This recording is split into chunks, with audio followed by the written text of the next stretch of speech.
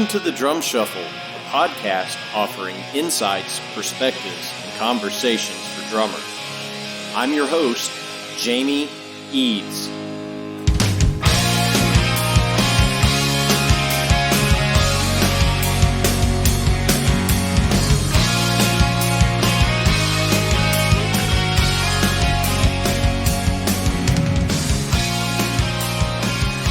Hey, how's it going out there, everybody? Welcome to the Drum Shuffle. Jamie Eads joining you as always. This is episode 89. I hope you are having a fantastic week out there in Drumland. We're having a great week over here at the Drum Shuffle World Headquarters. Got a special episode for you today. A new friend of the show and a local guy here in Central Kentucky. I'm going to be joined by my pal, Zach Martin, live and in person in the studio right after this message from our sponsor, Los Cabos Drumsticks. The best kept secret for drummers is finally out. Los Cabos drumsticks may look like the sticks you grew up with, but these are not your father's drumsticks. Los Cabos Drumsticks is Canada's #1 drumstick brand, and they are coming to a retailer near you. With operations in over 28 countries worldwide, thousands of drummers have already discovered the Los Cabos difference. Using FSC certified wood from Canada and the US, Los Cabos make the finest quality drumsticks, percussion tools, and accessories on the market. The best news, Los Cabos Drumsticks offers you a ton of choice. They have 22 individual drumstick models and 14 percussion tools, many of which are available in 3 different wood types: maple, white hickory, and red hickory.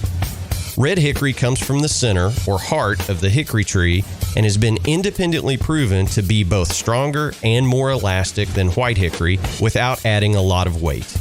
While most drumstick manufacturers have shunned red hickory, Los Cabos Drumsticks has embraced it, becoming the only established stick brand in the world to offer a full line of red hickory drumsticks. To learn more about Los Cabos Drumsticks, visit them online at loscabosdrumsticks.com. Follow them on Facebook, Twitter, or Instagram, and don't forget to ask for Los Cabos Drumsticks at your favorite retailer.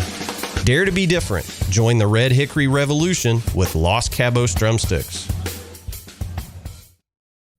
All right, guys and girls, as I mentioned, I'm going to be joined live in the studio by our friend Zach Martin here in just a second. Zach is a young cat here in the Central Kentucky local music scene. Just stays super busy. He's playing in probably, I want to say 7 or 8 different musical situations at all times, does a lot of filling gigs. In 2019, he did over 150 shows. So he's really busy, really, really busy. I've seen him play. He's a great young drummer. He just has such a cool story, and I wanted to get him in here in the studio to share some of that with you. So I hope you'll enjoy it. But please help me welcome to the Drum Shuffle, Zach Martin. Hey, Zach, how's it going, brother? It's going well. Good, How are you, man? I'm good. I can't complain. Hey, thanks for making the trek up to the Drum Shuffle World Headquarters to join us tonight. I appreciate it. It's an honor. Yeah, man. So let's talk a little bit about you. We're kind of in the what shall we say, the nexus of getting to know one another. But I've been following your playing here in the local area. You're playing with a whole lot of folks, but as is our tradition here, let's kind of start at the very beginning. You are not a Kentucky native. You hail from Portland, Oregon, correct? Yeah, I was born in Portland, Oregon. Okay, yep. Cool. And there was a time that you moved here as a youngster, and then you went back to Portland. Mm-hmm. So help me fill in the blanks. When did you get into drumming, and how did that start? Well, so my family moved to Kentucky when I was 6. And, so I was raised here, grew up in Lexington, didn't leave Lexington too much. I learned later that I had no idea what Kentucky was about. Does anybody? Yeah. In Lexington, it's, it's a little city. It's a little city that could. Yeah. When I graduated high school, I moved back to Portland. There was one teacher specifically that I wanted to go study under. And I went to college out there, and at some point, I switched to another college, and I was trying to make things work and ran out of money and came back home. And so that was probably, I think it was 2016. So 4 years ago now. Okay. Yeah. Okay. So did you start drumming here before you went back to Portland? So was it a school band? Was it too much MTV? What got you into music? Initially, I guess I was 8 years old at my friend's house, and he had a drum kit, or his older brother had a drum kit. And I sat down on it, having no clue what I was doing. You don't know to push down the pedals, and you're just hitting things. And just from then on, I never wanted to do anything else. Okay, so the bug bit you instantly, basically. Yeah. And my dad, he's a fantastic musician, and he showed me a lot of the music I listened to growing up that really made me want to play. He's a big jazz guy, and excuse me. Yeah, jazz always something funny. Yeah, jazz always gets me choked up. Well, so you say your dad is a jazz guy. Yeah. Is he a drummer as well? No, he plays sax. Okay. Yeah, right. He's phenomenal also. And he was showing me records when I was young, by Miles Davis. He was showing me Kind of Blue, or he was showing me, Take Five, or, different Coltrane, and, and it always stuck with me. And I guess it happened so early that I that's all I ever wanted to do. It was jazz was what I knew. Yeah. Okay. So, so if you were that young and you started drumming, were you immediately, like putting together garage bands with other kids, or was it school band, or just kind of shedding in your bedroom kind of thing? I was never in a band really until I moved back to Kentucky, at 23 years old or something. I'd play at church or something, and I was never in school. I played trumpet till maybe the 7th grade. Okay. And then eventually senior year, I wanted to get in on the jazz band thing because I knew I wanted to go to college for it, and you had to have some kind of understanding of how it works. Know something about music before enrolling in music school. Yeah. Novel idea. It goes, I wanted to study under that teacher, and he was at a college. And so I had to, change my route a little bit. But I guess I put a band together once for a nursing home gig. We were, what was it? Zach and the Prairie Dogs. Zach and the Prairie Dogs. Okay. It was classic country. Classic country. It's a great time. Well, it'd be hard to be like a sludge metal band with the Prairie Dog thing. Right. I mean, Prairie Dogs just don't seem too metal to me. Yeah. So I did that, and, but I most of my friends here didn't even know I played drums. And, my dad and I would travel to a conference thing in Indiana every year, and I'd get to play for that. And that had a huge influence on me in terms of who I met and just the experience. And then when I was in Portland, it was just playing for people. I mean, I was in school too, taking lessons, and yeah. Well, I mean, when you're in school, in kind of that, college atmosphere, people are like, oh, well, hey, here's this dude, named Zach that plays drums. We've got a gig at, whatever club Saturday. Mm-hmm. Hey, man, can you come play drums with us? I'm assuming that's kind of what that was like. Yeah, similar. And I also, I went to a church that had a lot of really, really great songwriters, and it was a creative community that let me be a part of it for however long I was there, and I got to know people through them, and they were just really influential. That was much more than I in terms of gigs than I got from school. Yeah. But I've always taken lessons, always tried to, have somebody else pointing things out that I'm doing. Yeah. Maybe that's why I don't take lessons. I don't know, because there's a whole lot of stuff to point out in my playing, but, right. So after kind of being in that Portland scene, and you were talking about a very creative scene, and taking part in it, you came back home and you said to me the other day, you were like, nobody really knew that I played drums, and, somebody found out, and then all of a sudden I was busy.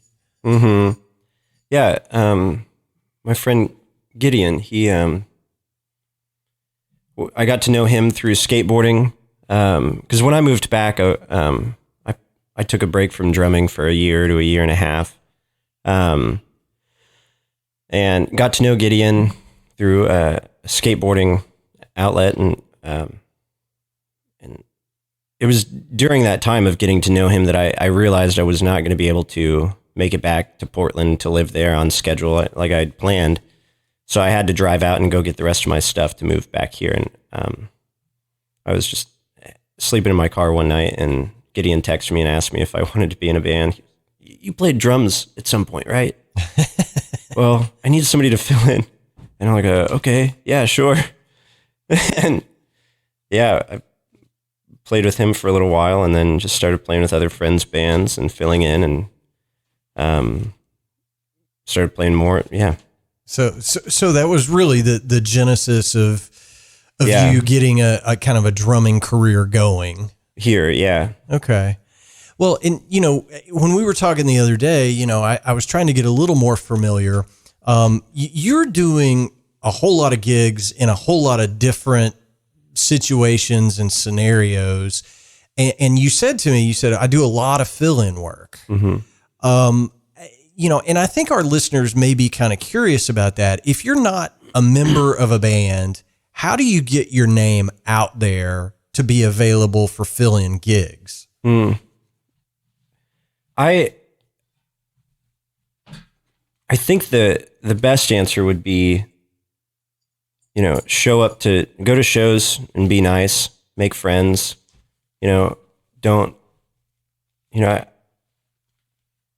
just try to be a supportive dude and let people find out that you play on their own accord, Yeah.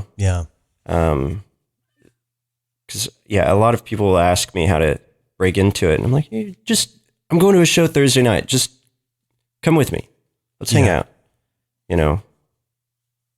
Well, here's what I find interesting about guys that do a lot of fill-in work is if you go do one fill-in gig and you do it well and you don't overplay, right, that almost always leads to another fill-in gig. Would you agree with that statement? It has so far. Yeah. Yes. It has so far. So, ladies and gentlemen, if you take nothing else from this interview with Zach and I, I've done some fill-in work. I've primarily I've lived here for pretty much my whole life. I had a couple of years that I was in Memphis doing some work down there. But I've pretty much been in Central Kentucky, my whole life. And what I have, experienced, I've pretty much always been in a band for the most part, fill-in stuff. I've done plenty of it. Don't get me wrong. But as I mentioned to you, I can count literally on one hand over the last, 5 or 6 years that I got called to do a fill-in gig. And, I think what I've found is the fill-in players, the guys that get called all the time, are young cats like you. And you know, that's not me saying anything negative at all. Yeah. It's just the old farts with gray hair don't get those phone calls as much anymore, I think. I don't know. Yeah. I think a lot of it is kind of being the last man standing on, getting a quote real job, and I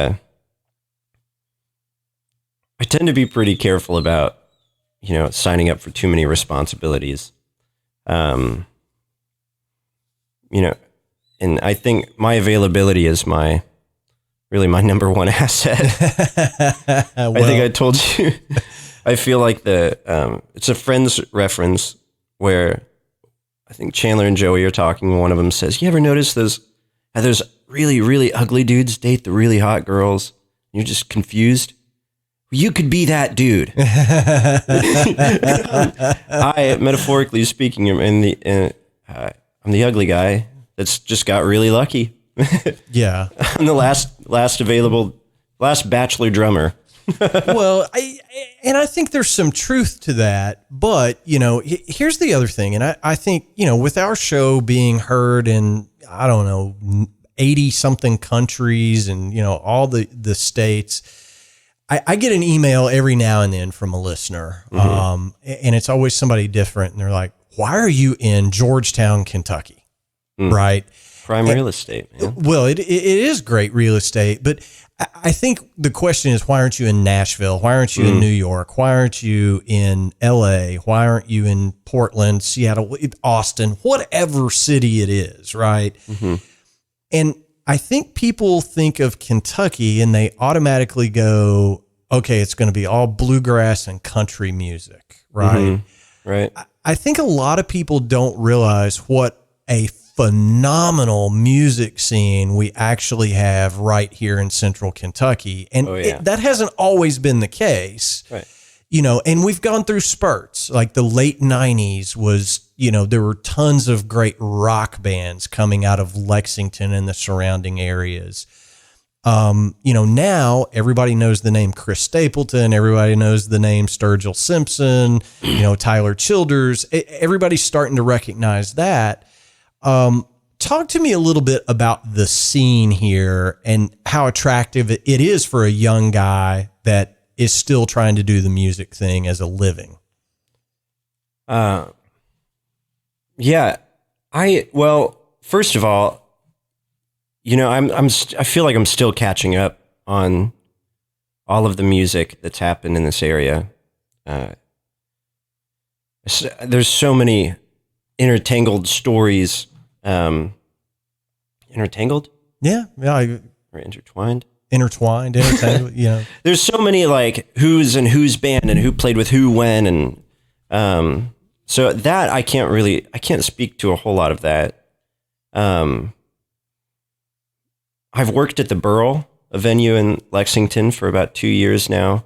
Just miscellaneous things, just sticking around as much music as possible. So that's helped me really keep up with a lot of the music in this area.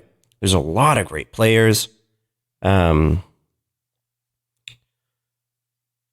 don't know. It's not too competitive, in terms of people aren't out there stealing other dudes' jobs and, you don't know me very well. No, I'm kidding. I'm joking. This is all part of a plot. I'm going to have all your fill-in gigs by the end of the week. No, I'm kidding. You will.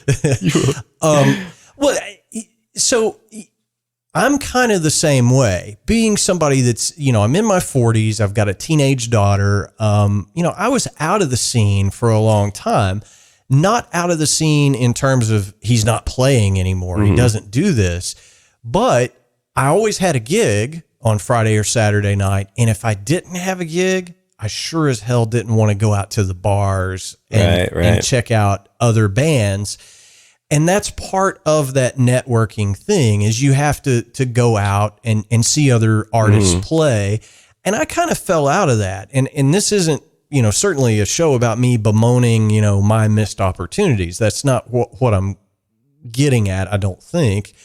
But the scene here now, like, let's talk about some of the gigs that you do pretty often. Okay. Mm-hmm. Grayson Jenkins, Mm-hmm. right? You play with Grayson quite a bit.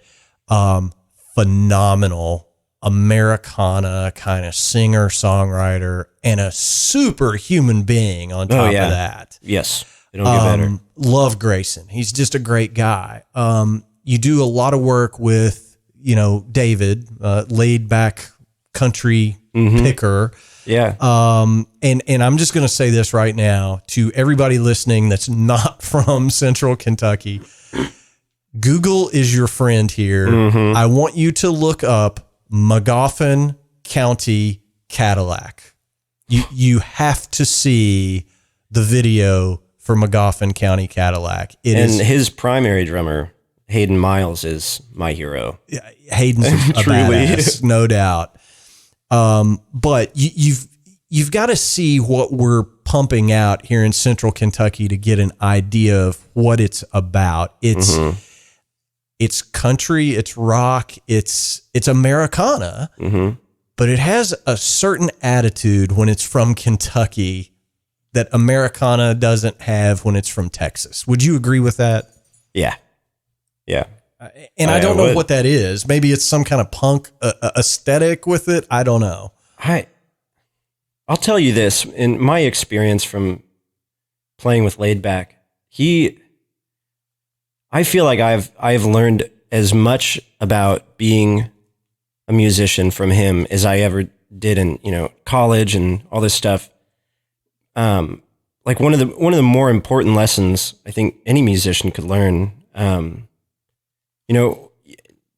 if you're listening and you watch the videos of him, you'll see this and you'll get this feeling that there's no room for an ego on this stage.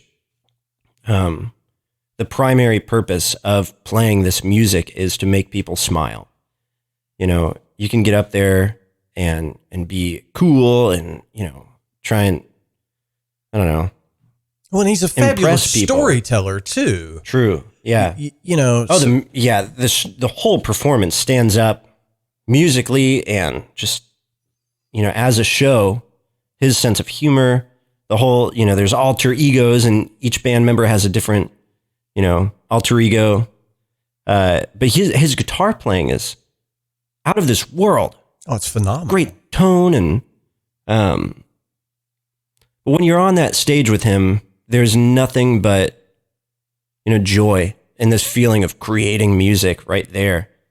That's been a great learning experience. I think I've only started in the last year, in 2019, playing with him.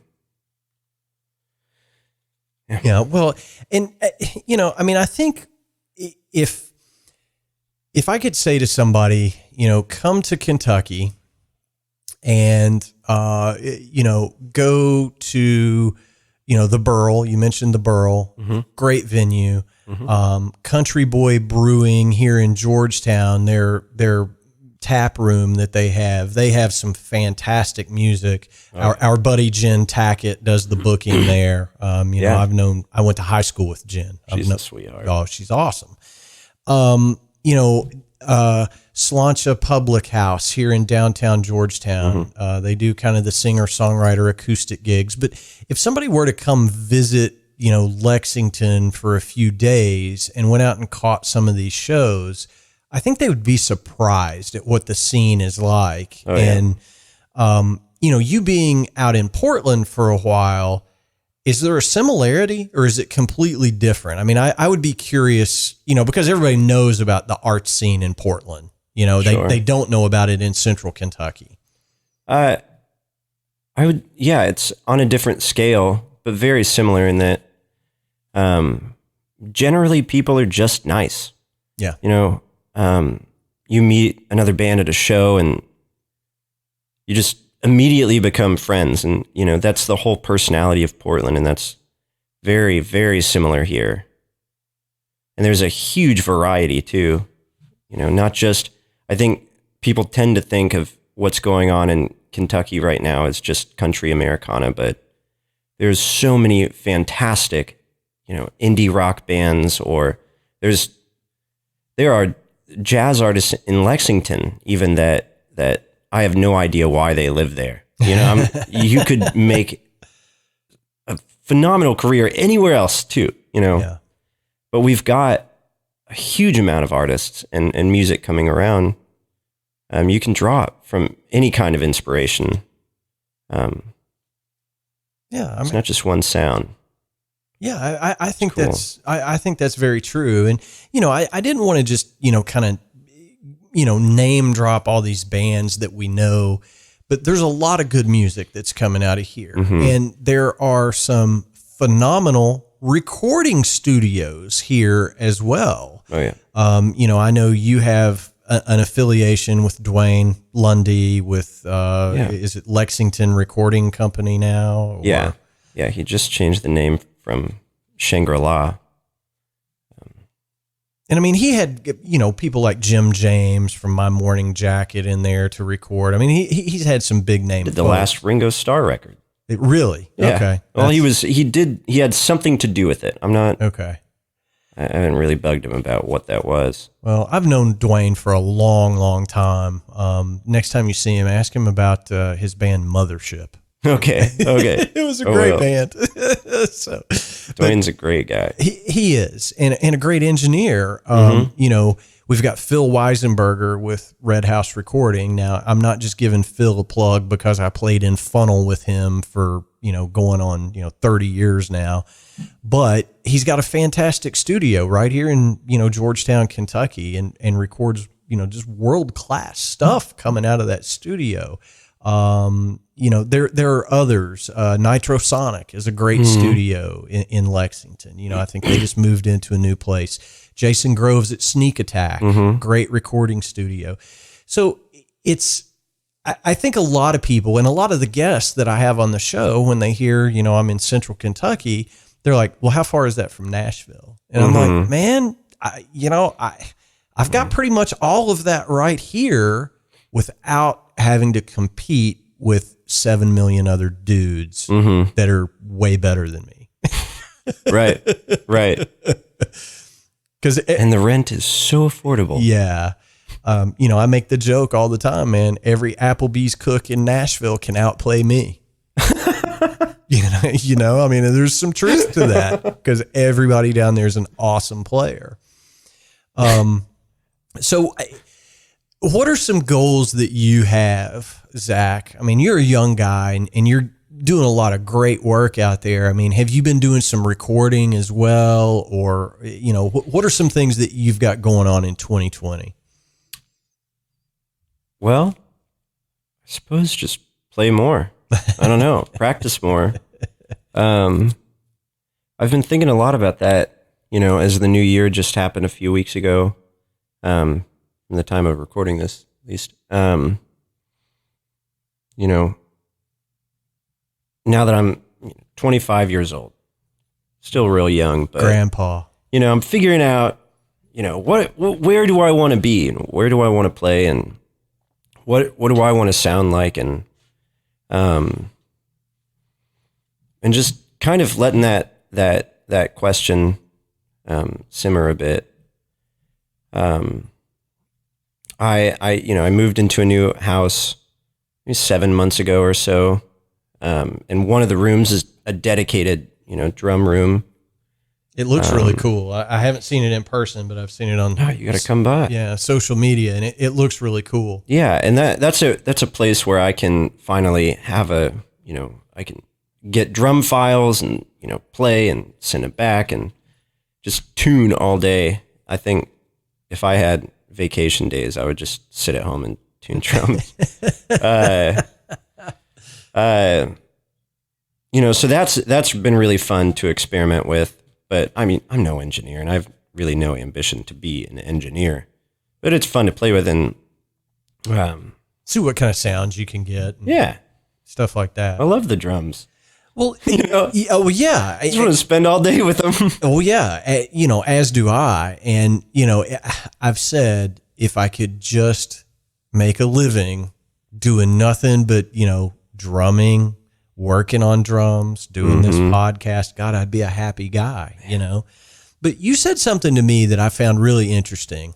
and I'm just going to throw this out there, but you said you almost like working on drums as much as you do playing them. You said that to me the other day. Yeah. Have you ever thought about like throwing your hat in the ring as a drum tech, trying to get on a tour and like doing that? I think I would really enjoy that. Any tech work I do is kind of stationary or it's for specific events, or I, work on people's kits from my house. Yeah, I've always kind of fantasized about that for sure. Okay. Well, but I mean, we've had some great guys on here. John Aldridge immediately comes to mind. We had John on Jeff here, Ogletree. and he is, he's drum tech extraordinaire. Right. He's typically out on the road with REO Speedwagon, but and then when he's home in Austin, he's doing all the engraving for Ludwig A&F. Joyful Noise. I mean, he's just a master craftsman. But I went and visited he and Brian when they were playing here close, and John was gracious enough to kind of, show me around, show me how his days went. Mm-hmm. And it looked like a hell of a lot of fun, except you're in a different town every day, 200 days a year. That, I don't know. I think that would get old for me. I don't know. Yeah. That's kind of what's held me back at all from looking into it further is, I don't do well with, I lose my patience when I'm doing the same thing every day. Yeah. And, even with the bands I'm in, they'll be the first to tell you that I'll change things up to some wacky idea that doesn't work, the day of the show, just because I get an itch and I want to try something wild, because I like just playing around with it so much, which is why that studio environment is one that I really enjoy, because it's a space where you can experiment, change things up. Yeah, for sure. Well, so let's talk a little bit about gear. Now, you've got something, I saw it in one of your Instagram posts. You've got something that I've been looking for here recently. You've got a big old green sparkle bass drum. Yeah. Now, is that a 26 or a 28? Buddy, that's a 30. Is that a 30? Yeah. Oh, wow. Oh. So is it an old converted Marcher? Is that what it is? Yeah, it's a 60s. Okay. 60s Ludwig marching bass drum. Well, I saw that and I was like, man, I really want that. I play a 24 typically. Mm-hmm. I've got a 22, a 20, but I typically play a 24, my touring rig, as I call it. Mm-hmm. I've had a few asks about, hey, do you have a 26? And I'm like, no, I don't, on some sessions. Right. I'd really like for you to use a 26. And I, just looking like through some of the forums and eBay and stuff, if somebody has a 26-inch kick drum, they want like 90-inch money for it. If you know what I'm saying, like a vintage Ludwig 26-inch kick drum, people are asking like $800,000, $900,000 for them.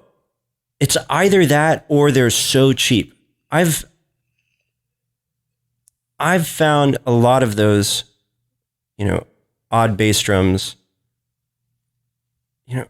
Like Revival Drum Shop in Portland is a great resource if you're looking into those guys have a nice shop. It's beautiful. And they're great dudes, and they'll point you in the right direction. I call them all the time with stupid questions like, "Hey, I've got bubble gum stuck on my kick drum. How do you get this cut?" Whatever.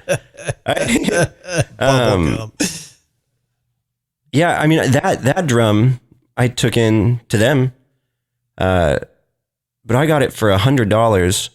What? Because I was playing at a church regularly, and I noticed it was in their storage closet, and they told me it had been sitting there collecting dust for 7 years, and I was like, cool.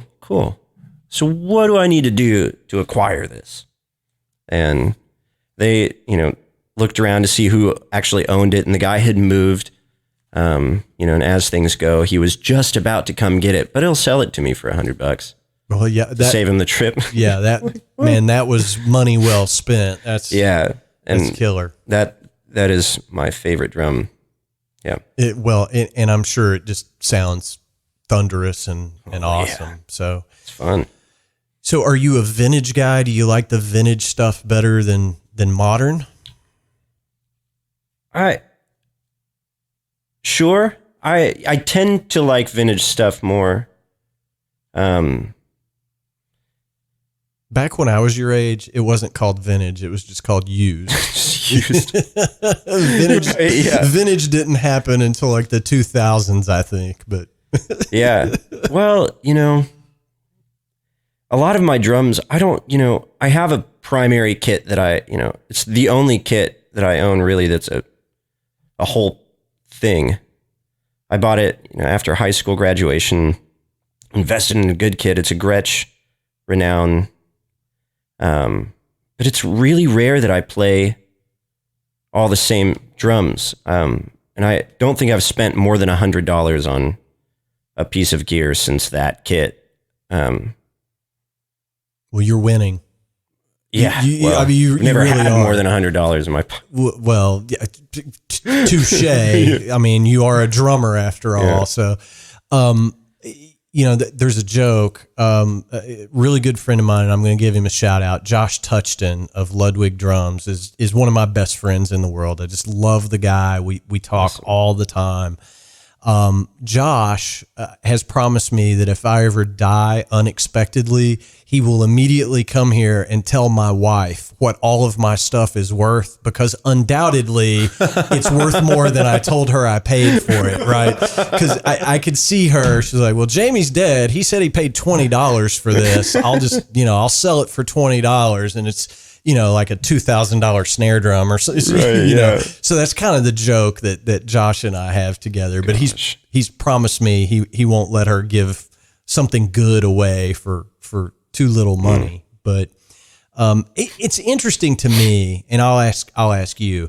But you said, you tend to prefer the vintage stuff, and you're always kind of looking, presumably. What is it about older instruments that you're drawn to as such a young guy? Is it the sound? Is it the look? Is it? No, it's cheaper. Yeah. Okay. That's all. Okay.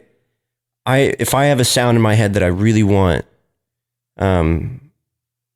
generally I can get an idea of, okay, that'll come out of probably like a 13-inch tom, with this depth and whatever. And so I'll just find one of those and go get it, Yeah. So Craigslist and stuff like that. I got, my last purchase, I think, was it was a 13-inch tom. Actually, it was an old Star, thing. It was $25, and I brought it home. The heads, I don't think they'd ever been changed. They must, oh yeah, I'm sure not. Golly, and I have not changed them.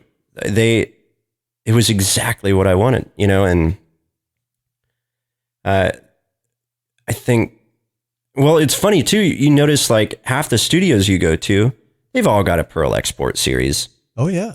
That was my first They're kit. phenomenal kits, and you could find them for $200. And so I've got probably two at home of different, variety. And I probably record on those more than any other drums. Yeah. Oh, yeah. My first kit was a black Pearl Export kit that I bought.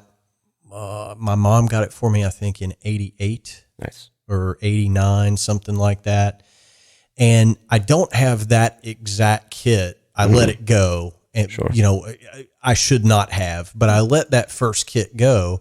But me and the funnel guys decided to go in together on a kit so that we had something in our practice space. And this is, 15 years ago, 18 years ago. We found a black used Pearl Export kit. God bless. And Phil still uses it in the studio all the time. If a drummer comes in and he doesn't have a kit, that's kind of the studio kit. The shells are made out of Luan, Philippine mahogany is what Pearl called it, but it's Luan. It's the stuff that you put on your bathroom floor to glue vinyl, down to. Just cheaply made. Yeah. Probably Taiwan, I'm guessing, is where they were made at that time. I don't even know. But they sound phenomenal. Phenomenal. Yeah. Huge toms, nice deep kick. Actually, the floor tom I use the most is an old Pearl Export series that I had torn the wrap off of years ago. And I had intended to do something fancy with it and never got around to it. And at some point I just needed this 16-inch tom. I needed something bigger. And so I just threw the hardware back on it. And just for this one gig, I was like, I just need it for this gig. And the hardware hasn't come back off. I don't know. It's perfect. Yeah. It's perfect. Sometimes that happens. And I think a lot of people say, I wish I could, get into drumming, but there's this, self-imposed hurdle that they see in their head of, well, it's expensive. And, you can find stuff on Craigslist or eBay or whatever that isn't all that expensive. But a lot of times what people are selling on Craigslist and eBay is, I bought this for my kid. My kid decided he didn't like it. And it's really beginner level stuff. Yeah. I tell people all the time, you got to wade through the stuff that's junk, but there's a lot of really good stuff out there that you can get, and you have to be patient. That's the other thing is, if don't jump on the first couple things you like, right, you'll find something you love. Yeah. And feel free to use a red bass drum and a blue rack tom and a green floor tom. People will probably think you're cooler for it. Yeah. Yeah. For sure, man. Oh, he knows what he wants. But if you buy it piece at a time, some of these cymbal sets that I see all the manufacturers sell, these starter packs for, $199. That stuff is straight up hot garbage 99% of the time. They don't sound good.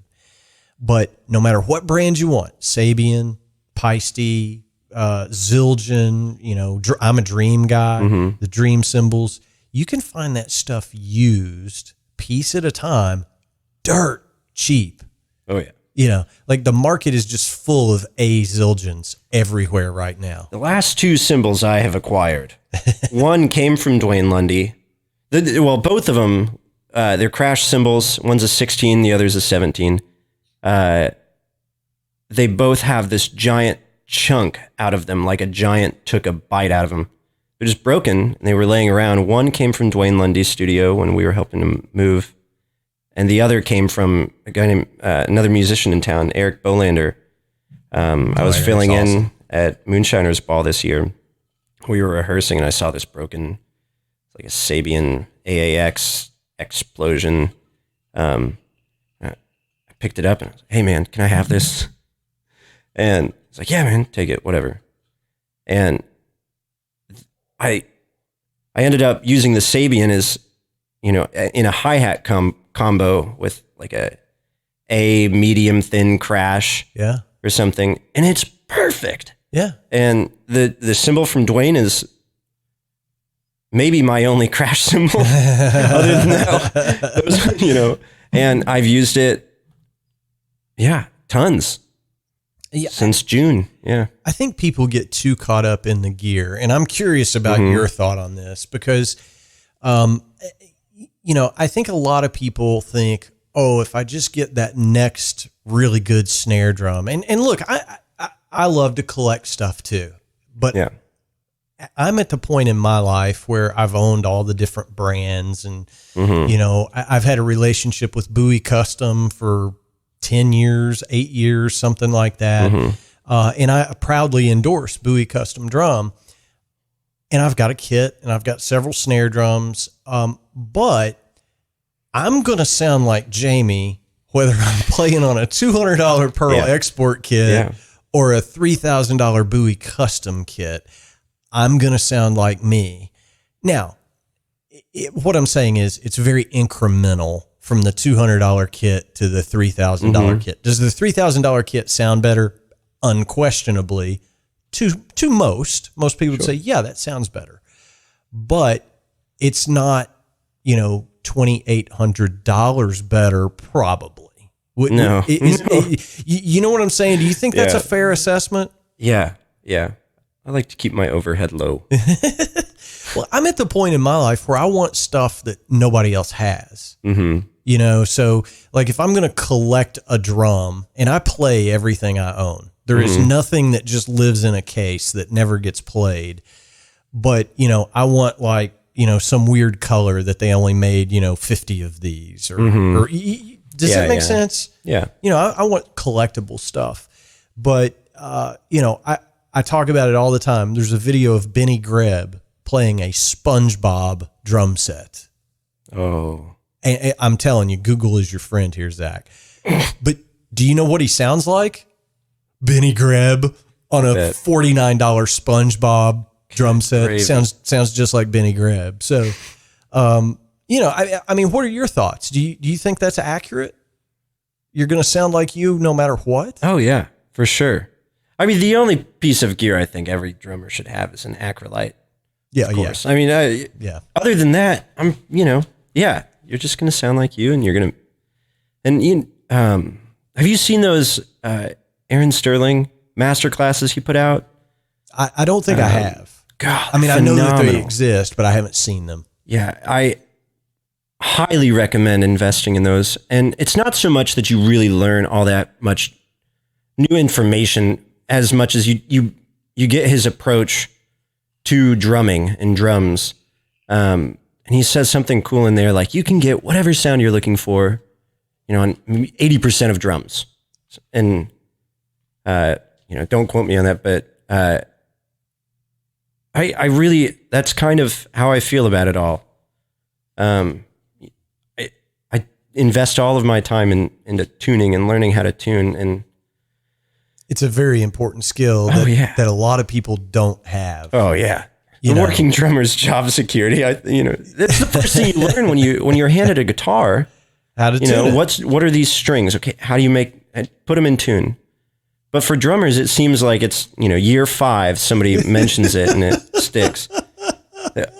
We should tune the drums. Yeah. They make noise. Of course you're going to tune them. Well, you know, I this is going back a lot of years. You were probably in diapers when this occurred. Okay. So I'm still in diapers. This was late 90s. I was on a gig with a shared drum set, right? Mm-hmm. And it was not my drum set. Sure. Which, you know, nobody likes playing somebody else's gear, but sometimes you just have to. I love it. Well, yeah. So, but I do too now. If I don't have to move anything, Yeah, right. If yeah. I don't have to schlep gear, I'm down with using somebody else's stuff. But back then, you know, it was I wanted to play my stuff, right? Right. But I just said, hey man, I need to tune the snare drum, and he was like, do not touch the snare tension. Don't touch the snare. Don't touch the snare tension. I was like, why not? He was like, it'll never sound that way ever again. And I was like, first of all, it was as tight as it would go. That drum was so choked out. And I'm not going to mention who this is because he may still be around the area. I don't know. But this drum was so choked out. I mean, I don't even know what he was going for. I really don't. But that was the attitude of so many drummers back then was don't take off my duct tape. Right. You know, that drum is deadened to an appropriate level right now. And if it starts ringing, I will lose my mind. You know, so what is that? I don't know, but why is that? Well, I guess I could understand the tension thing, you know, in that I guess I'm not always the most adaptable drummer to other people's kits. You know, if the tension on the kick drum, for example, is way high and it's coming back and slapping my foot, you know, the beater is, and, you know, that'll throw me off. But I guess people know, you know, drummers tend to know their space, you know, their sound. I don't know. I think it's simpler than that. I think it's simpler than all that. I think that they like what it sounds like, you know. Yeah. Don't mess with it. And don't touch my stuff. Yeah. Well, Get out of my backyard. Yeah, right. Get off my lawn. But I think I can take apart any of my drums and get it right back to where it was in 10 minutes. Oh yeah. You know, you just have to know how to get it back to where it was. Right. Yeah. Sounds good now. Well, I want to try something different. So you try it. Oh, well, that sounds like crap. You can get it right back to where it was. There are a lot of guys that are like, if you touch Right. that, it'll never be right again. I feel like my snares go out of tune during sets. Even. Oh, sure. Of course. You just got to know. If you hit any rim shots at all, Know the that's gonna snare. happen. Just know the snare. Yeah. You got to, I think you do have to know your gear. So, Yeah. well, Zach, I want to be respectful of your time. One of our traditions here at the Drum Shuffle, as we get ready to wrap up, this is your opportunity to share a good piece of advice with everybody that listens to the show. Now, you're a young cat, and like I had Peter Erskine, and I was like, Peter, in your 50-year career, what have you learned? So I'm not going to do that to you, but you're doing a lot of great work here locally, and I'm sure we're going to hear a lot from you over the years. Offer us up a piece of advice for other drummers. What would you say? Can I do two? Absolutely. So the first one goes back to what we were talking about earlier. And my friend Ryan Allen, he's the first one who worded this way to me, but just show up, be nice. Show up, be nice. Go to support people, get to know people, be nice. Well, shoot, I forgot the other one. Oh yeah, just listen to more music. Yeah, well, that's real. How good many one. albums set a goal? How many albums a day? Do you want to listen to? Sometimes if your work is, you work on your own a lot, you can listen to, 10 albums in a shift. Listen to more music. Yeah, man, that's really good advice, because you're never going to say, God, I listened to too much music today. I've never said that, Yeah. And sometimes, there's so much out there, I say this on the show all the time. The good news is anybody can make an album today. Yeah. The bad news is anybody can make an album And today. they do. Yeah.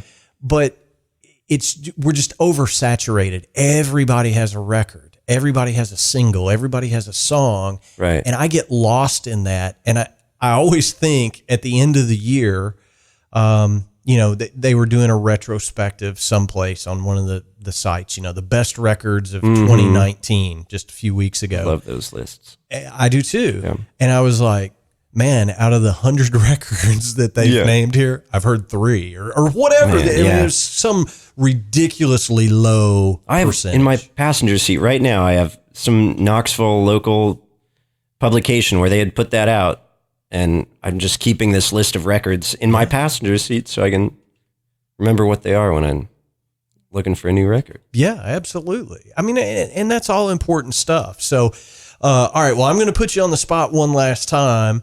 Come back and see us again. We'll do a part 2. Keep us all posted on what's going on with your life. We'll follow your career as it continues. Yeah, I'll be like progress. the child star. Yeah, absolutely. Whatever happened to Todd Bridges? Where is he now? That'll be Zach. Seriously, thanks for taking the time to do it. No, it's an honor. Do you have social media links or anything that you want to give out? You're welcome to. Yeah. It's just my Instagram would be the easiest. Okay. It's ZN Martin 25. This is Zachary Nelson Martin 25. Okay. And my name on there is it's spelled like daiquiri, but I spell Zachary the normal way. Spell Zachary Not that the strange. normal And way. Facebook. I accept most friend requests. Okay, good deal. Well, everybody give Zach a follow on your social media accounts. This is a young man that we all need to be watching. He's gonna do some good stuff in the drumming world, and we had him first here at the Drum Shuffle. By golly, so Zach, I appreciate it. We'll catch you again here real soon. Okay, man. Oh, Siri's talking to Dude. us. That was awesome. One last time, Zach. Thanks, brother. No, I'll talk to you soon. All right, see you. See you, man. All right, everybody, that's going to wrap up episode 89 of the Drum Shuffle. Thank you so much for tuning in. We simply can't do it without each and every one of you tuning in each and every week. We certainly appreciate it. As always, I'm going to ask you to hit the subscribe button on whatever platform you use to listen to the Drum Shuffle. The biggest thing I can ask from you, leave us a star rating over at Apple Podcasts, leave us a review on the Apple ecosystem. It helps people find us, and that is the lifeblood of any podcast, is having new folks listening week in and week out, just like you do. We appreciate it. Hey, as always, we answer every single email that we get at thedrumshufflepodcast@gmail.com. Our web address is thedrumshuffle.com, and you can find more information about me over at jamieeads.com. Next week, I am going to be joined once again by the fantastic, the wonderful Daphnis Prato. Daphnis was our guest way back, about 18 months or so ago. He has a new book that's about to hit the streets here in just a couple of weeks, and we are going to be giving away a copy of that book. So you're going to make sure you listen next week to figure out how you can get a signed copy of Daphnis' new book. You don't want to miss that. We're also working to get Nate Morton scheduled on the show, along with our pal Scott Hessel of the Gin Blossoms. We're trying to get some of these folks back on the show to catch everybody up on what's been going on. So make sure you hit the subscribe button. You're not going to want to miss any of that. Again, thank you guys so much for listening. We can't do it without you. So until next time, may your heads stay strong and your sticks never break. Cheers, everybody.